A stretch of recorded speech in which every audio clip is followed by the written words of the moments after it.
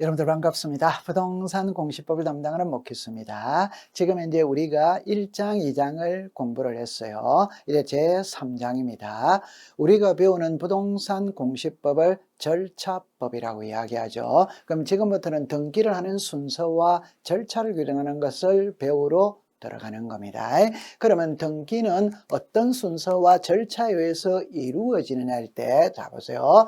신청이 있고 접수가 있고 심사가 있고 등기 실행 등기 완료죠. 민원인이 등기 신청에 필요한 서류를 갖추어서 등기관에게 제출하는 게 신청입니다. 등기관이 그걸 딱 받아가는 게 접수예요. 받아가서 민원인이 제출했던 서류를 한 장 한 장 넘기면서 기재되어야 될 부분이 기재되었는지, 도장 찍어야 될 부분이 찍혔는지, 첨부되어야 될 서류가 첨부됐는지 확인하는 절차가 심사입니다. 그럼 심사를 해보니까 서류에 하자가 있다 이러면 각하를 시키는 것이고, 하자가 없다면 등기부에 실행을 해주는 거예요. 이걸 예쁘게 말하면은 이 사람의 등기 신청이 부동산 등기법 제29조에서 규정하고 있는 각하 사유 1호부터 11호 어느 하나에 해당하는지 안 하는지의 여부를 신청인이 제출했던 서류를 가지고 심사를 하는 겁니다. 그럼 심사를 해서 하자가 있다면 각하, 하자가 없다면 등기부에 실행을 해줘요. 그럼 이제 등기가 끝났어요. 끝났다면 세 군데와 관계가 있어요. 등기소에서 등기가 끝났다면 세무서에 과세 자료를 보내주게 되어 있습니다. 등기소에서 등기가 끝났다면 지적소관청에다가 통지를 해줘요. 즉 권리관계의 변동은 등기부가 기준이거든. 그럼 권리관계의 변동이 있다면 등기부를 정리하고 지적공부와 일치시키기 위해서 지적소관청에 알려줘야 돼요. 마지막이 중요하죠. 등기소에서 등기가 끝났다면 등기 권리자에게 등기필 정보를 작성하여 통지를 해주면 끝이 나는 겁니다. 그러면 여기서 여러분들이 이제 신청해 보면은 누가 등기를 신청하느냐, 누구 이름으로 등기를 신청하느냐, 등기를 신청할 때 제출하는 서류에는 어떤 것들이 있고 방법에는 어떤 것들이 있느냐. 그럼 여기서 누가 이라면은 당사자 신청주의, 관공서, 촉탁, 등기관의 직권, 법원의 명령입니다. 그럼 여기 보니까 명령, 직권, 촉탁, 신청 이래 나오죠. 여러분들 지적에서는 두 개밖에 없어요. 신청 아니면 직권입니다. 등기는 네 개입니다. 신청, 촉탁, 직권, 명령 이렇게 나와요.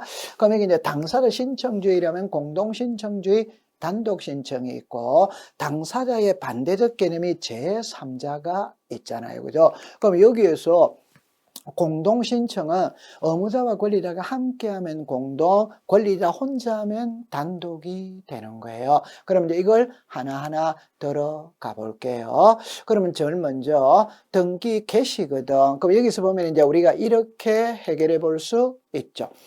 갑하고 을하고 이 집을 사고 파는 매매를 했다면 등기소에 가서 소유권 이전 등기를 신청하게 되죠. 그럼 여기에 여러분들이 관공서가 있어요. 등기소도 관공서입니다. 여기 관공서가 국가나 지방자치단체 법원이 있다. 그럼 우리가 국유지, 시유지도 사고 팔 수 있거든. 그럼 등기를 신청해야 돼요. 그런데 관공서와 관공서는 동급입니다. 그래서 신청이라는 용어를 쓰지 않고 부탁한다. 이게 촉탁이에요. 그러면 이제 법원의 명령이죠. 여러분들 이 법원은 상급기관이고 등기소는 하급기관입니다. 여러분들 강남 등기소에 가면 서울 중앙지방법원, 강남등기소 이래서 상급기관에서 하급기관으로 내려오는 거죠. 이게 명령이에요. 그죠? 그 다음에 등기소에 가면 등기관이 있죠. 등기관이 알아서 모든 걸 정리해 준다. 이게 직권입니다. 그래서 우리는 지금부터 수많은 등기를 접하게 될 텐데 그때마다 신청을 하는 건지 촉탁으로 하는 건지 명령으로 하는 건지 직권으로 하는 건지를 구별 다 해야 돼요. 그럼 여기서 이제 있잖아요. 우리나라 등기는 당사자 신청주의가 원칙이고 임의 신청이 원칙입니다. 해도 되고 하는 건 자유입니다. 그러나 예외적으로 강제 신청이 있다 이 말. 그럴 때 먼저 이게 등기법에 강제 규정이 있다. 여기에 특별법에 강제 규정이 있거든. 그러면 우리 등기부 표제부 갑구 을구가 있잖아. 이때 표제부는 등기법에 규정이 돼 있어요. 갑구는 부동산 등기 특별법에 규정이 돼 있어요. 을구는 의무가 없어요. 그러면 이제 표제부거든. 부동산 표시, 멸실 등기 이렇게 나오죠. 그러면 앞으로 수업을 할 때 등기부 표제부에는 부동산 표시를 공시하죠. 그럼 항상 부동산 표시자가 딱 넣으면 무조건 표제부를 말하는 것이고 부동산이 없어지는 게 멸실이잖아요. 따라서 표제부에는 두 개밖에 없어요. 부동산 표시의 변경, 경정 등기, 멸실 등기. 그러면 표제부는 1월 이내 하는 게 원칙이다 이 말. 근데 여기에서 2번하고 3번을 보니까 멸실 등기라는 말이 있고 존재하지 아니하는 건물의 멸실이라는 말이 있죠. 이 말은 여기서 멸실이라는 말은 있던 집이 불타버렸다 이 말이고 존재하지 아니하는 건물에 대한 멸실이라는 거는 부동산은 존재하지 않습니다. 그런데 등기부에는 마치 있는 것처럼 등기가 돼 있더라 이 말이에요. 이게 존재하지 아니하는 건물에 대한 멸실입니다. 그럼 이거는 지체 없이에요. 그렇게 딱 기억해 두면 돼요. 그 다음에 여러분들이 이제 이 1번하고 2번을 구별할 줄 알아야 되는데, 자, 1번에 보면 소유권 보존등기를 할 수 있었음에도 이래 나오죠. 이 말은 집이 이미 지어져 있는 상태를 말하는 거예요. 이때 계약을 체결한 날부터 60일 이내 해라. 그럼 여기는 계약을 체결할 당시 보존등기를 할 수 없었고라는 말은 집은 아직 지어지지도 않았어요. 지어지지도 않았는데 매매가 되냐? 됩니다. 가장 전형적인 예는 아파트 분양이죠. 여러분들 아파트 분양 계약서 쓸 때는 집이 올라가지 않았죠. 그럼 계약서 쓸 당시에는 보존등기를 할 수 없는 상태예요. 그러면 언제 보존등기가 가능하냐? 3년 지나야 입주가 되잖아요. 그래서 예를 들어 용어를 잘해야 돼요. 계약을 체결할 당시 보존등기를 할 수 없었고 계약 체결 후에 보존등기를 할 수 있게 된 경우라면 할 수 있는 날로부터 60일이에요. 자, 요 두 개를 구별할 줄 알아야 돼요. 그림으로 확인할게요. 그럼 여기 이제 보면은 소유권 이전이거든. 쌍무계약이 있고 편무계약이 있어요. 쌍무계약은 매매죠. 그죠? 매매. 매매는 반대급부의 이행이 완료된 날부터 60일. 여러분들 반대급부의 이행이 완료됐다는 말은 잔금을 지급한 날로부터 60일 이내 등기해라 이 말이에요. 편무계약은 정려죠. 그죠? 계약의 효력이 발생한 날로부터 60일입니다. 그럼 여기서 이 두 개를 좀 더 구체적으로 한번 공부를 해볼게요. 자, 여기를 보시면 여기는 부동산이 지금 집이 지어져 있는 상태예요. 여기는 아직 집이 지어져 있지 않는 상태예요. 그러니까 갑이라는 사람이 새 집을 지었어요. 지었는데 아직 등기는 안 했습니다. 미등기입니다. 이걸 을에게 매매했다. 그러면 갑은 자기 이름으로 소유권 벌어넣기 하고 을에게 소유권 이전하면 아무 문제 없어요. 그러면 이 보존 등기를 함으로써 갑은 취득세를 내야 되겠죠. 매매를 했으니까 양도세를 내야 되겠죠. 이 사람은 집을 샀기 때문에 취득세를 내야 돼요. 그러면 이 보존 등기는 언제까지 해야 되느냐? 그거는 계약을 체결한 날로부터 60일 이내 소유권 보존등기 하고 소유권 이전해 줘라 이 말이에요. 자, 근데 이 그림은 집은 아직 지어지지 않았어요. 그 아파트 분양 계약서 쓸 때 집이 올라가지도 않았어요. 그 상태에서 매매를 했다. 그러면 계약을 체결할 당시에는 보존등기가 불가능한 셈입니다. 할 수 없었고 3년 후에 입주하죠. 그러면 계약을 체결한 후에 보존등기를 할 수 있는 경우라면 할 수 있는 날로부터 60일 이내 자기 이름으로 보존등기하고 을에게 소유권을 이전해줘라. 이거는 계약을 체결한 날부터 60일, 보존등기를 신청할 수 있는 날부터 60일, 그걸 구별을 해 두셔야 해요.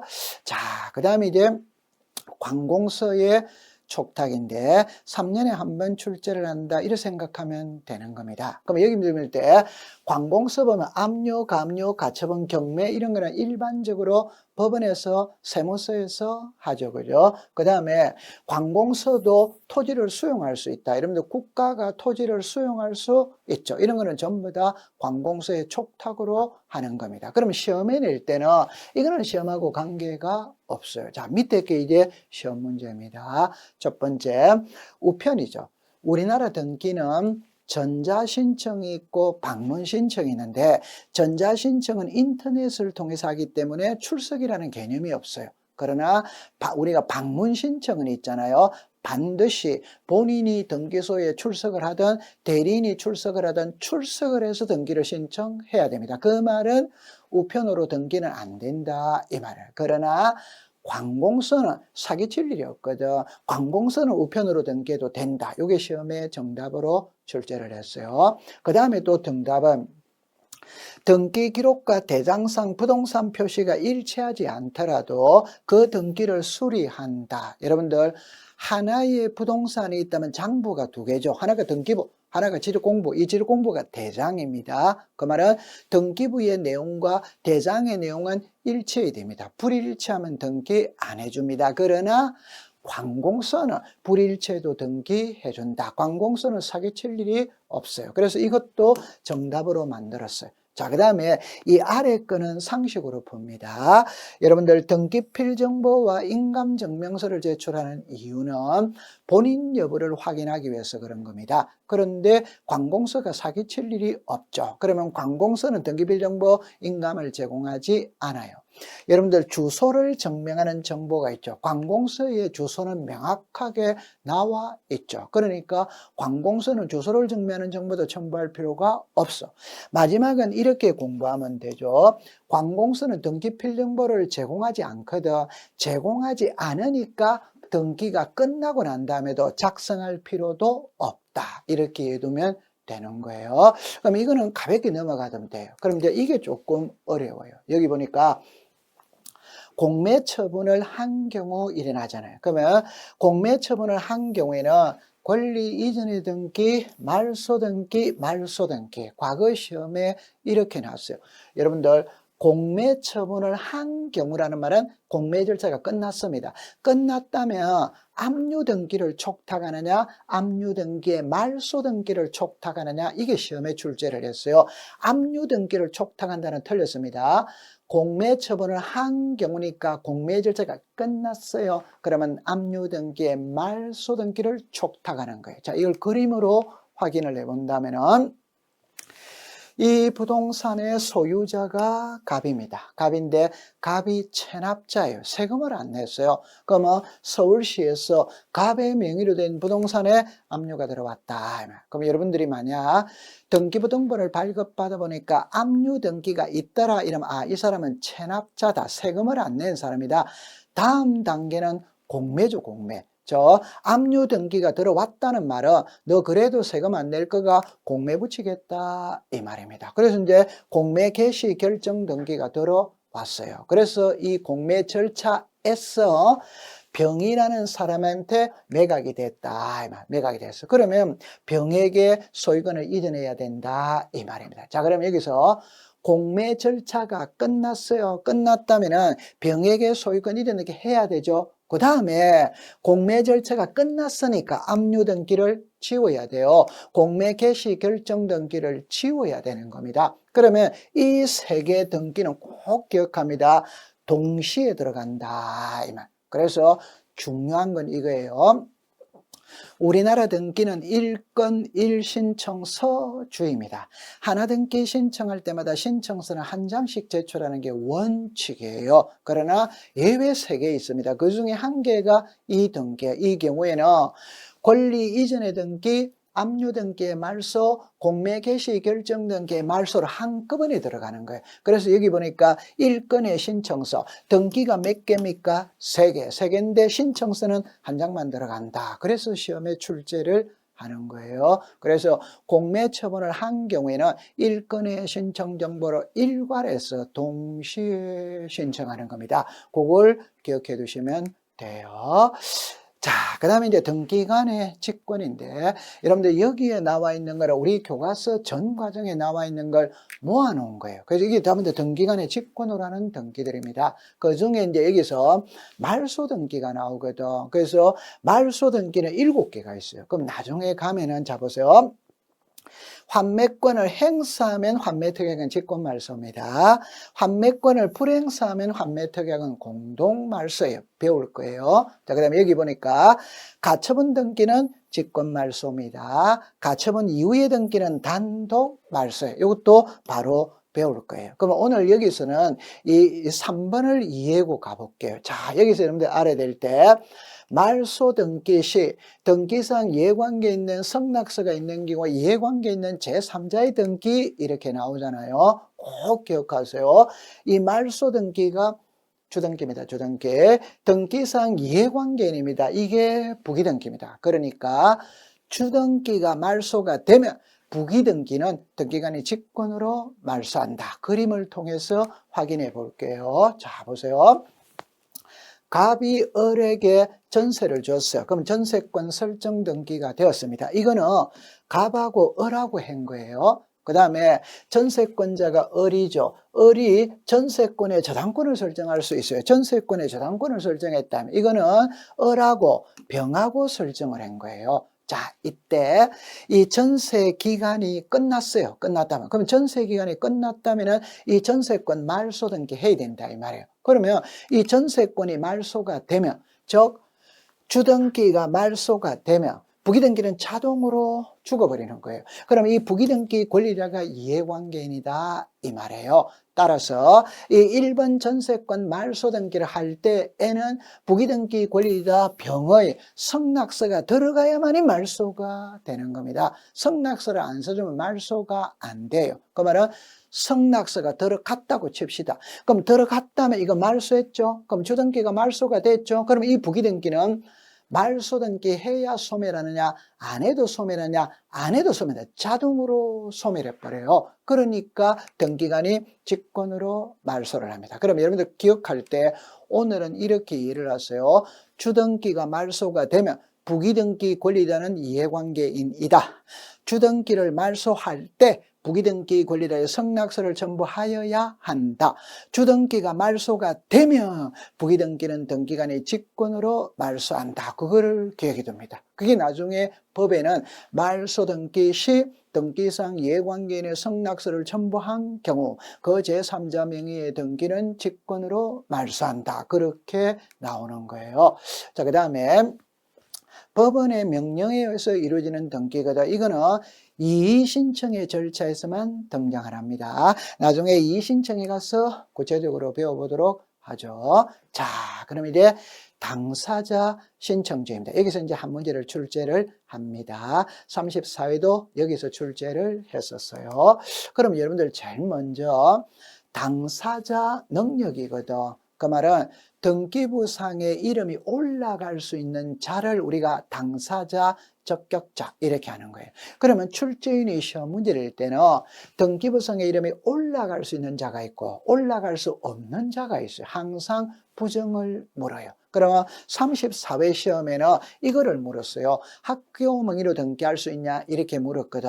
안 됩니다. 정리할 때 잠깐 이 보면 태아는 X입니다. 학교는 X입니다. 읍면 동리는 지방자치단체가 아니에요. 민법상 조합 명의로 등기할 수 없죠. 민법상 조합은 조합 명의로 등기하는 게 아니라 전원명의, 공동명의죠. 공동명의니까 합의로 등기하는 거예요.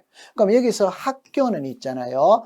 국립학교는 국가 명의로 등기를 합니다. 공립학교는 지방자치단체 명의로 등기합니다. 사립학교는 재단 이름으로 하는 거예요. 그러면 여러분들 여기에서 등기부상에 이름이 올라갈 수 있는 자는 이 칸에 들어가는 자를 말하는 거예요. 그럼 여기서 적격자 이래 나오죠. 그럼 여기 세 사람밖에 없어요. 자연인, 법인 아닌 사단, 재단. 올라갈 수 없는 자가 태아다, 학교다, 읍면동리다, 민법상 조합이다. 올해 34회는 학교 명의로 등기할 수 있다. 틀렸습니다.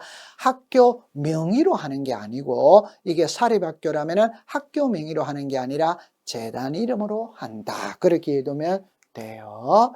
자, 그 다음에 이제 당사자 신청주의의 가장 대표적인 게 공동신청입니다. 여러분들 단독 신청은 권리자 혼자 하는 거는 단독, 권리자와 의무자가 함께 하는 거는 공동이에요. 그래서 우리나라 등기는 공동신청이 원칙입니다. 그럼 여기에서 권리자와 의무자를 찾아내는 게 시험 문제예요. 그럼 여기 보니까 이래 놨죠. 등기를 함으로써 권리가 소멸하는 쪽, 불이익을 보는 쪽을 의무자, 등기를 함으로써 권리가 발생하는 쪽, 이익을 보는 쪽을 권리자. 그 다음에 이거는 이렇게 하면 돼요. 실체법과 절차법상의 등기 의무자 등기 권리자는 일치하는데 불일치하는 예외 하나 있더라. 그게 바로 채권자 대위 신청에서는 불일치하더라. 자, 이걸로 그림으로서 확인하러 가볼게요. 자, 그러면 이 그림에 보면 있죠. 이 부동산의 소유자가 갑입니다. 여러분들, 소유자가 갑이라는 소리는 이 부동산을 사용 수익 처분할 권리를 갑이 가지고 있는 거예요. 그러면 이제 갑하고 을하고 매매합니다. 매매하면은 갑을 매도인, 매도인을 등기 의무자, 여기는 을은 매수인, 매수인이 등기 권리자. 그러면 왜 이 사람이 의무자이고 왜 이 사람이 권리자라는 걸 학문적으로 설명을 하면은 여러분들 실체법은 민법이거든, 절차법은 등기법이거든. 그러면 민법에서 등기 의무자가 누구냐, 등기법에서 등기 의무자가 누구냐, 민법에서 등기 권리자, 등기법에서 등기 권리자가 누구냐. 그러면 민법에서 등기 의무자는 등기 협력 의무를 지는 자. 여러분들 이 사람이 매도인이죠. 그러면 매수인은 매도인에게 매매 대금이 넘어갔지. 그러면 갑은 매매 대금을 받았죠. 매매 대금을 받았다면은 갑은 소유권 이전 등기 신청 절차에 필요한 각종의 서류를 갑이 발급해 줘야지. 등기필정보, 인감증명서, 주민등록 등초본을 발급해 줘야 돼요. 그게 등기 협력 의무를 지는 자. 을은 매수인이죠. 매수인은 매매 대금을 줬거든. 그럼 등기 달라? 이게 등기 청구권을 행사하는 자가 등기 권리자입니다. 그런데 이제 물을 때는 절차법, 등기법으로 묻겠죠. 자, 등기법은 등기를 함으로써 권리가 소멸하는 쪽을 의무자, 등기를 함으로써 권리가 발생하는 쪽을 권리자다. 그 여러분들 보세요. 이 부동산의 소유자가 갑이죠. 소유자가 갑이라는 소리는 사용 수익 처분할 권리를 갑이 가지고 있는 거예요. 그러면 이제 갑에게서 을로 넘어가죠. 넘어가면 이 사람은 사용 수익 처분할 권리가 없어졌잖아요. 그 대신 을은 사용 수익 처분할 권리가 생겼잖아요. 그래서 등기를 함으로써 권리가 소멸하는 매도인을 의무자, 등기를 함으로써 권리가 발생하는 매수인을 권리자다, 이 말. 그럼 이거를 이제 한번 딱 보면 갑을로 볼게요. 등기 협력 의무를 지는 자는 갑, 권리가 소멸하는 자는 갑. 자, 등기 청구권을 행사하는 자는 을, 권리가 발생하는 자는 을. 이걸 연결을 시키면 어떻게 되냐면 실체법상의 의무자는 갑이죠. 절차법상의 의무자는 갑이죠. 실체법상의 권리자는 을이죠. 절차법상의 권리자는 을이잖아요. 그럼 이걸 문자로 말하면 실체법과 절차법상의 등기 의무자, 등기 권리자는 일치한다, 이렇게 말하는 거예요. 그런데 불일치하는 예외가 있다. 그게 바로 채권자 대위 신청입니다. 자, 갑하고 을하고 매매를 했거든. 근데 아직 등기는 안 가져왔어요. 이 상태에서 을하고 병하고 또 매매를 했어요. 그럼 이 등기는 일이 왔다, 일이 넘어가면 아무 문제 없습니다. 그럴 때 을하고 병하고 매매를 했죠. 그럼 이쪽이 채무자입니다. 이쪽이 채권자입니다. 채권자죠, 그죠? 그러면 보세요. 을이 있잖아요. 을이 이 등기를 안 받아와요.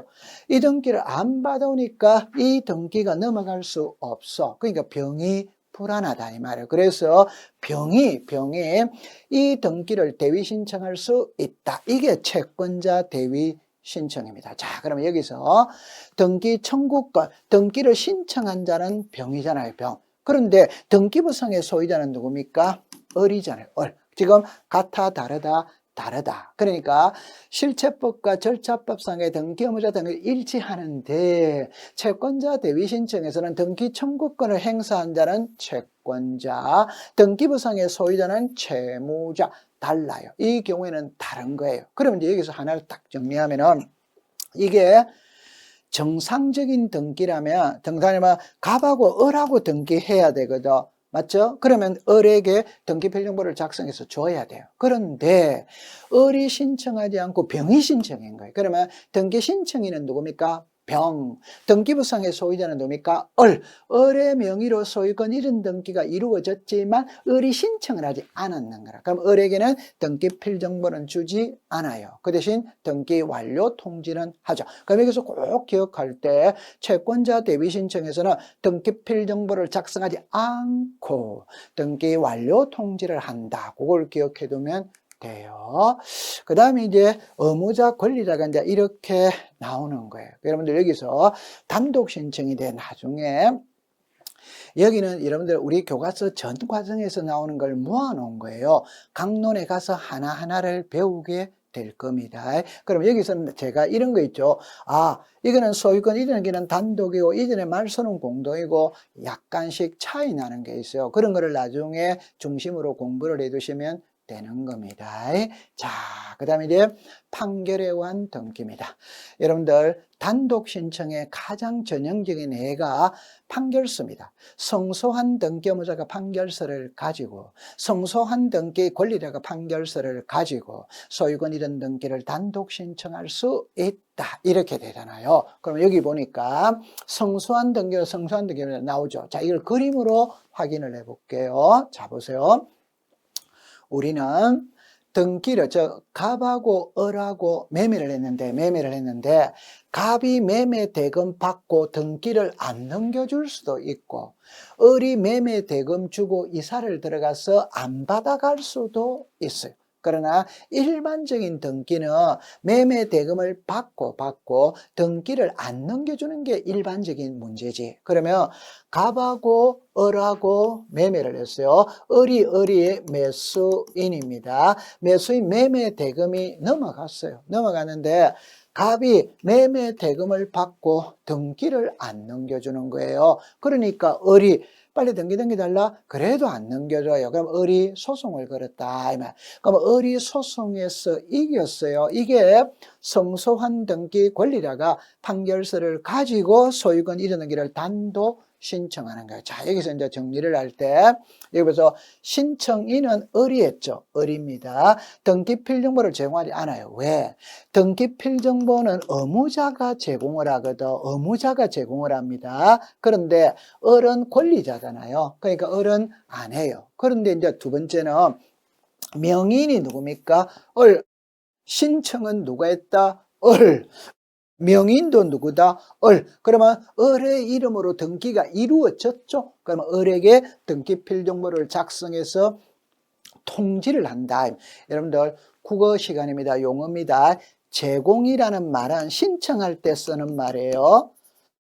작성이라는 말은 등기가 완료되었을 때 쓰는 말입니다. 그러니까 등기필정보 제공은 의무자가 합니다. 그러면 성소한 등기 권리자니까 안 하는 거예요. 그런데 이제 등기가 끝났죠. 끝났다면은 을이 신청을 했거든. 그럼 을에게는 등기필정보를 작성해서 통지를 하는 거예요. 자, 그 다음에 이제 반대로 해볼게요. 반대로.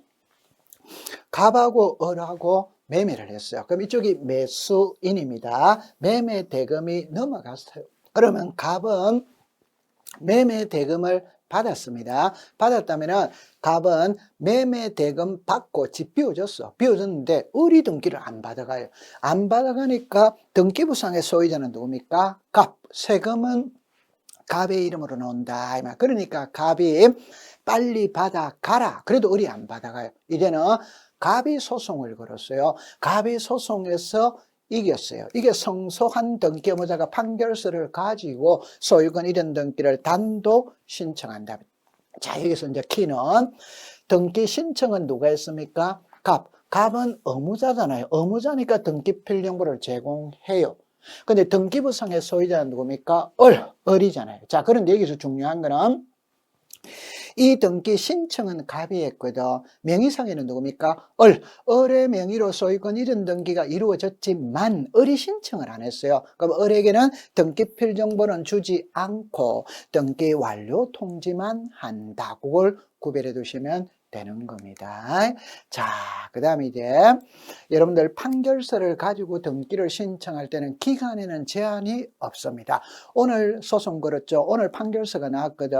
10년 있다가 등기해도 등기해줘요. 그 다음에 이 성소환 등기보다 성소환 등기 권리자의 판결은 이행 판결이죠. 너 언제까지 등기 넘겨줘라. 언제까지 등기 받아가라. 해라. 이게 이행 판결이죠. 따라서 등기해야 물건이 변하는 거예요. 그 다음에 판결서를 가지고 등기를 신청할 때는 항상 확정된 걸 가지고 가야 돼요. 따라서 가집행은 아직 확정이 안 됐거든.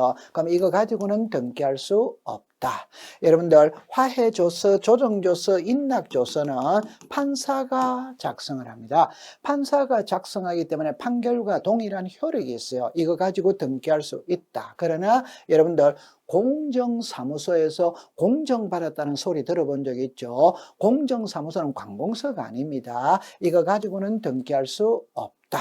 자, 소송에서는 성소한 자는 등기할 수 있습니다. 패소한 자는 등기할 수가 없어요. 그러나 예외에 공유물 분할 판결은 이 공유물 분할 판결은 형성 판결이고 형성 판결은 판결 그 자체만으로 이미 소유권을 취득했거든. 그러니까 패소한 자, 피고도 등기할 수 있다. 자, 그 다음에 마지막에 채권자가 얻은 판결서를 가지고 채무자도 등기할 수 있다. 그럼 출제인이 이게 마지막을 묻겠죠. 있다, 없다. 자, 이걸 어떻게 하느냐 하면 이 그림을 보면은 지금까지 우리는 일반적으로 갑하고 을하고 매매를 하고 을하고 병하고 매매를 했거든. 그럼 이 등기는 갑에게서 을로, 을에게서 병으로 넘어가면 아무 문제 없어요. 근데 지금까지 우리는 일반적인 관례는 을이 등기를 안 받아오면 병이 대비 신청할 수 있다는 것을 배우는 겁니다. 근데 지금은 그게 아니에요. 이제는 갑이 등기를 안 넘겨줘요.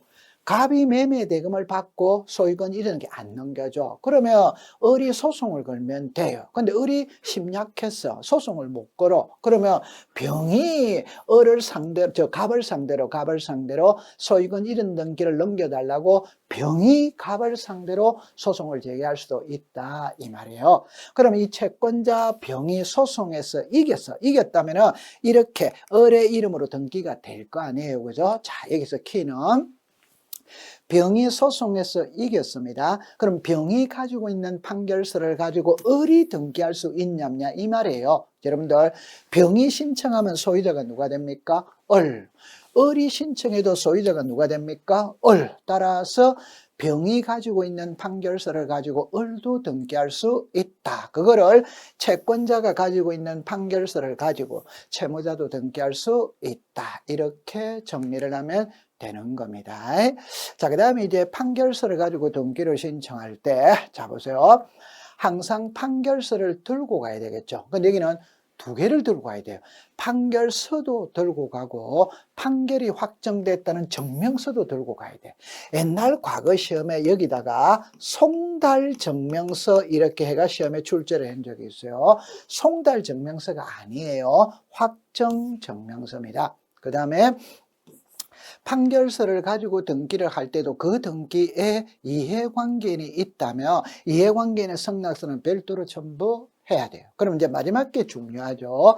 판결서를 가지고 등기를 신청할 때 등기필 정보를 신청 정보의 내용으로 제공하느냐 안 하느냐. 여러분들 핵심은 이거예요. 등기필 정보 제공은 의무자가 하는 겁니다. 그러면 여기서 성소환 등기 의무자는 의무자니까 제공을 해야지. 성소환 등기 권리는 권리자니까 안 하는 거예요. 의무자만 한다. 그렇게 이해를 해두면 돼요. 자, 지금까지 우리가 단독 신청해서 판결에 의한 등기를 공부를 했습니다. 이제부터는 제3자에 의한 등기를 배우러 가겠습니다. 이거는 이제 잠시 쉬었다가 공부를 해보도록 하죠. 여러분들 고생을 했습니다.